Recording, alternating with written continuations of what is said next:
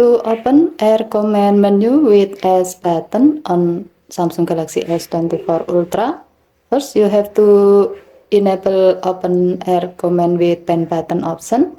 To do so, swipe down the top of the screen and then tap setting icon.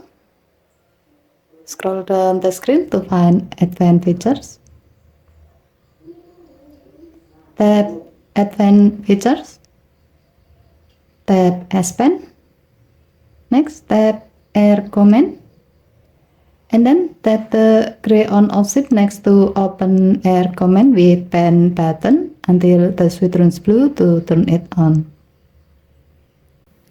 To see the result, remove S Pen from your phone.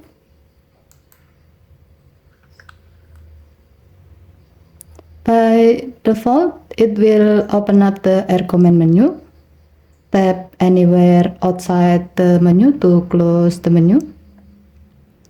When the option to open Air Command with pen button is on, you can access the Air Command menu by hovering your S Pen over the screen and press the S Pen button on its side like this.